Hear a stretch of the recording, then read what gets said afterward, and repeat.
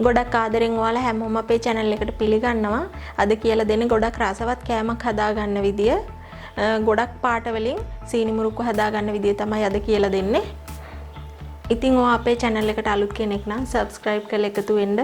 රසවත් අදහසක් මතක ඇතුව අපිට comment කරන් යන්න අමතක කරන්න එපා. එහෙනම් අපි වීඩියෝ එකට ගිහින් බලමු කොහොමද මේ රසවත් මුරුක්කු එක හදාගන්නේ කියලා. මේ සීනි මුරුක්කු එක හදාගන්න මම අද පාට තුනකින් හදන නිසා මේ විදියට භාජන තුනකට පිටි දාගත්තා. පිටි කෝප්ප එකමාර තමයි මේ තුනටම දාගෙන තියෙන්නේ. පිටි කෝප් එකට වෙන්නේ සාමාන්‍යයෙන් ග්‍රෑම් 100ක් විතර. එතකොට ග්‍රෑම් 150 වගේ ප්‍රමාණයන් තුනක් තමයි මේ විදියට අරන් තියෙන්නේ. ඊට පස්සේ සීනි අරන් තියෙනවා. සීනි අපට ඕන වෙන්නේ මේස හැඳි 3ක් විතර. ඒ කියන්නේ එකකට එක මේස හැඳ ගානේ තුනටම 3ක් ඕන. ඊට පස්සේ අරන් තියෙනවා මම මාගරින්. ඔයාලට පුළුවන් තෙල් පාවිච්චි කරන්න. මාගරිනුත් හැන්දක් විතර දාන්න ඕන. ඊට පස්සේ කලරින් අරන් තියෙනවා රතු පාට, කහ පාට, කොළ පාට. ඊට පස්සේ රස අණුව ලුණු ඕන, වතුර. ඊට පස්සේ අපිට ඕන සීනි සිරප් එක හදාගන්න සීනි කෝප්ප 3ක් මම ගන්නවා.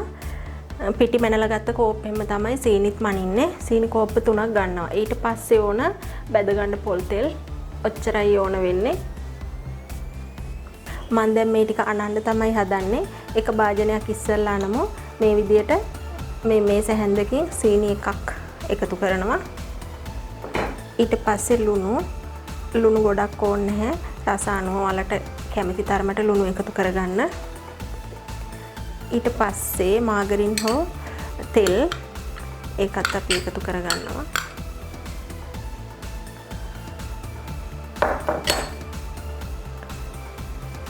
කලරින් එකතු කරගන්න ඕනි දැන්. මම මේ රතු පාට කලරින් එකෙන් එකතු කරගන්නවා.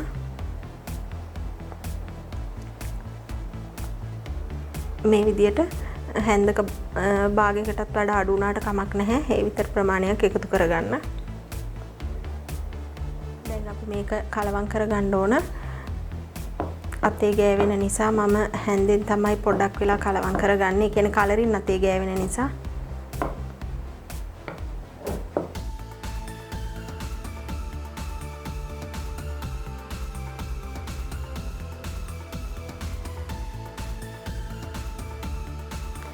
හරි දැන් අපි වතුර ටික දාලා මේක කලවම් කරගමු.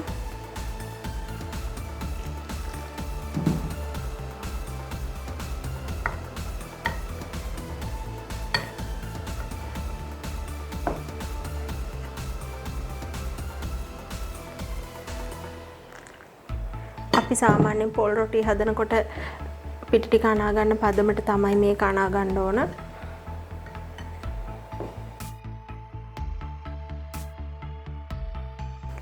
මේ විදියට අනාගත්තා.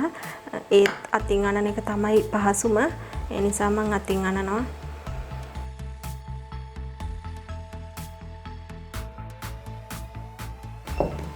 මේ විදියට අපි අනාගත්තට පස්සේ මේක අතේ ඇලෙන්නේ නැහැ. අතේ ඇලෙන්නේ නැතුව තියෙන්න ඕනේ. විනාඩි 5ක් විතර හොඳට නීට් කරගන්න ඕනේ.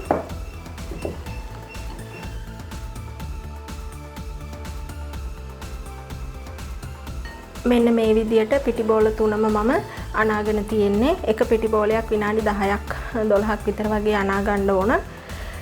ඊට පස්සේ දැන් අපි මේක වහලා පැය භාගයක් තියලා තියාගමු.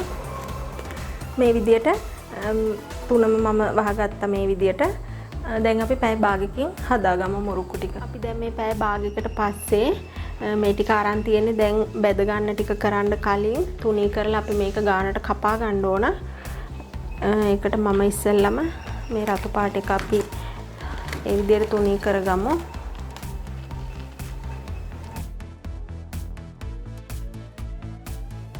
අපි මේ විදිහට මේ රෝලින් පින් එකේ තෙල් ටිකක් ගාගෙන තුනී කරගමු.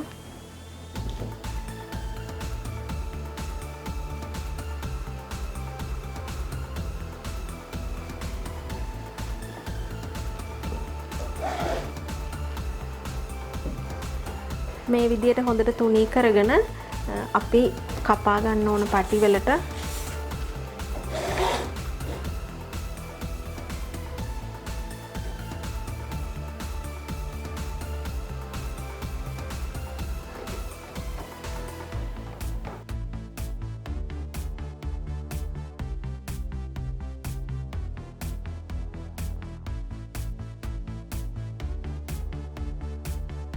ඔක්කොම ටික මම කපා ගත්තා මේ එක බෝලයක් තුනී කරගත්ත ඒවා.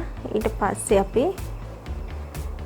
මේවා අරගෙන මේ විදියට ට්‍රේ එකක් උඩින් තියන්න ඕනේ. මේ ට්‍රේ එකටත් පොල් තෙල් ගා ගන්න ඕන.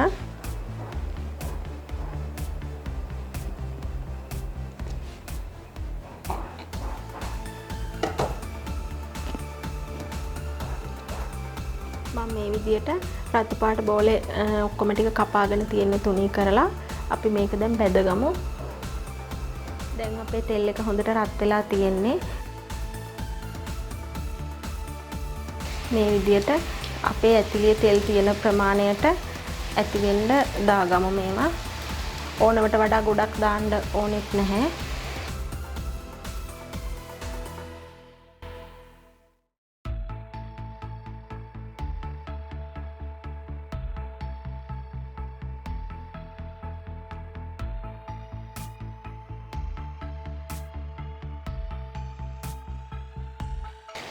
මේ විදියට ඒ පැත්ත මේ පැත්ත හරවලා හොඳට බැද ගන්න ඕනේ. බැදිලාද කියලා ඔයාලට හරියටම දැනගන්න ටිකක් වෙලා බැදලා ඉවර වෙලා ඇති කියලා හිතෙනකොට එකක් අරගෙන දෙකට කඩලා බැලුවාම ඇතුළ අමුයි වගේ නම් තව ටිකක් වෙලා බැද ගන්න ඕනේ. අඩු ගින්දරේ තමයි මම බදින්නේ. වැඩි ගින්දරේ බැද්දාම පිටපැත්ත විතරක් කර වෙනවා. ඇතුළ අමුවට තියෙනවා. ඒ නිසා මේ අඩු ගින්දරේ තමයි බදින්නේ. මේ විදියට බැදිලා තියෙන්නේ දැන් මේ ගානේදී අපි අර කලින් දාගත්තට වඩා පාට අඩු වෙලා තියෙන්නේ. ඒ බැදෙනකොට තමයි මේ විදියට වෙන්නේ. අපි මේ විදියට සේරම ටික දාලා බැදගමු. මේ විදියට සේරම ටික බැදගෙන තියෙන්නේ. මේ පාට තුනම දැන් බැදගෙන ඉවරයි. දැන් මේකට පැණි ටික එකතු කරගමු. මම දැන් මෙතෙන්ද සීනි එක කෝප්පයක් දාගෙන තියෙන්නේ. මගේ මේ ඇතිලිය ඉඩ මදි නිසා මේ පාට තුනම එකකට දාගන්න ඉඩ මදි නිසා මම එක සීනි කෝප්පයක් දාගෙන තියෙනවා. ඒ නිසා එක පාටක් තමයි ඉස්සෙල්ලා හදාගන්නේ. ඒකට ලුණු තේ හැඳි කාලක් මම එකතු කරගත්තා. ඊට පස්සේ අපි වතුර කෝප්ප කාලක් විතර ප්‍රමාණයක් එකතු කරගන්නවා.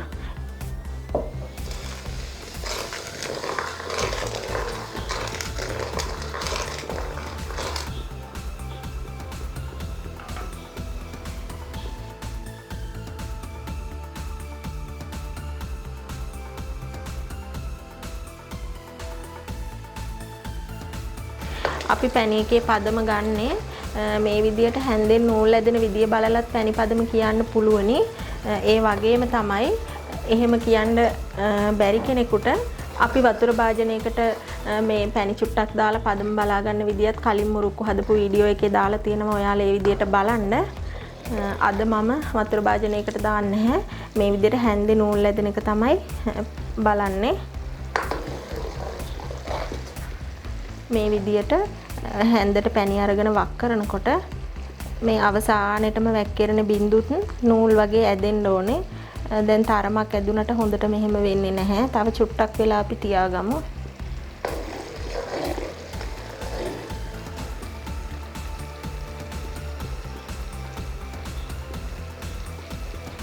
මෙන්න මේ විදියට මේ දැන් හොඳටම නූල් වගේ ඇදෙනවා. මේ අන්තිමේට තියෙන පැණි බින්දු ටික අපි දැන් අපේ මුරුක්කු ටික එකතු කරගමු.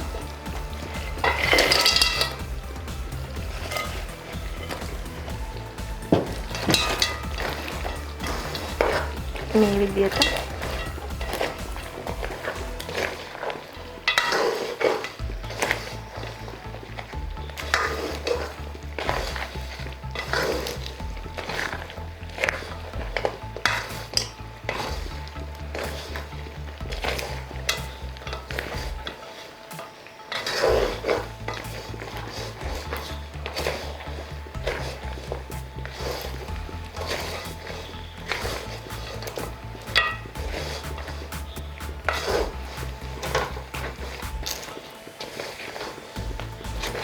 හොඳට ඉඩ තියෙන භාජනයක තමයි අපි මේ විදියට පැණි ටික කලවම් කරගන්න ඕනේ.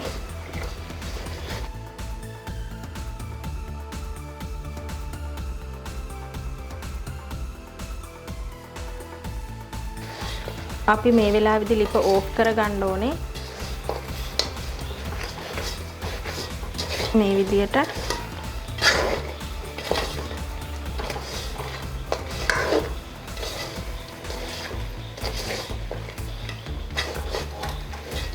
ඔන්න දැන් අපේ සීනි ටික මේ මුරුක්කු වලට හොඳට තැවරිලා තියෙන්නේ.